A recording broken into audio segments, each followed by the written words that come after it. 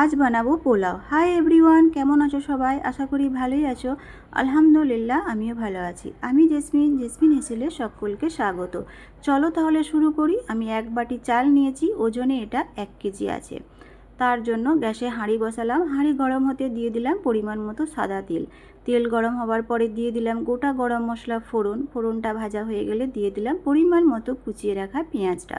পেঁয়াজটা আমাদের মিডিয়াম আছে লাল লাল করে ভেজে নিতে হবে। লক্ষ্য রাখতে হবে পেঁয়াজটা না পুড়ে যায়, তাহলে তেতো হয়ে যাবে।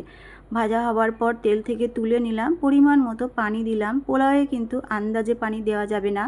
1 বাটি চাল নিয়েছি, মানে এখানে 2.5 বাটি পানি দিতে হবে। পরিমাণ মতো নুন দিয়ে দিলাম। পোলাও যেটা না হলে অসম্পূর্ণ হবে না। কাজু কিশমিশ দিয়ে দিলাম।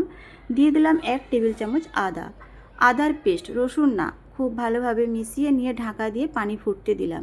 পানি ফুটে যাওয়ার পরে ধুয়ে রাখা চাল দিয়ে দিলাম। চালে যেন পানি না থাকে, কারণ এখানে পরিমাণ মতো পানি দিয়ে দিয়েছি। আবার এখানে লিকুইড দুধ ব্যবহার করব। চালে যদি পানি থাকে ওভার কুক হয়ে যাবে। তারপর খুব ভালোভাবে মিশিয়ে নিলাম। মিশিয়ে নিয়ে ঢাকা দিয়ে হতে দিলাম। যেহেতু গ্যাসে রান্না করছি, শুধু মাঝখানটাতেই জাল পাবে, এই জন্য কী করতে হবে, 1-2 মিনিট ছাড়া ছাড়া ঢাকা খুলতে হবে আর খুব ভালোভাবে চারদিকে ঘুরিয়ে ঘুরিয়ে নেড়ে দিতে হবে। এইভাবে আমি 2-3 বার করেছি। দেখো অনেকটাই পানি শুকিয়ে গেছে আর চালটাও অনেকটাই সেদ্ধ হয়ে গেছে। আবার ভালোভাবে নেড়ে দিয়ে ঢাকা দিয়ে দিলাম। আবার ঢাকা খুলে দেখলাম, দেখো একটু একটু ভিজে আছে। এই অবস্থায় গ্যাসটা অফ করে দিতে হবে। 15 মিনিট রেস্টে রাখতে হবে। 15 মিনিট পরে ফিরে এলাম। দেখো সম্পূর্ণ পানিটা শুকিয়ে গেছে আর ভাতটাও এখানে 95% হয়ে গেছে, 5% বাকি আছে। এরপর কি করতে হবে, মাঝখানটা ফাঁকা করতে হবে। ফাঁকা করে 1 কাপ দুধ দিয়ে দিলাম। বড় কাপের 1 কাপ লিকুইড দুধ দিলাম।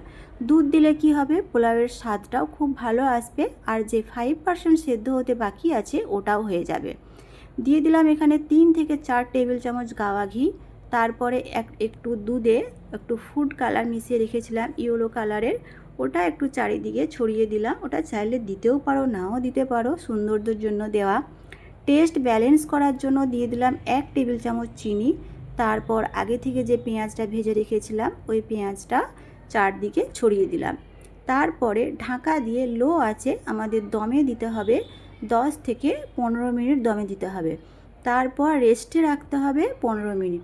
দেখো কি সুন্দর আমাদের ভাতটা সেদ্ধ হয়ে গেছে।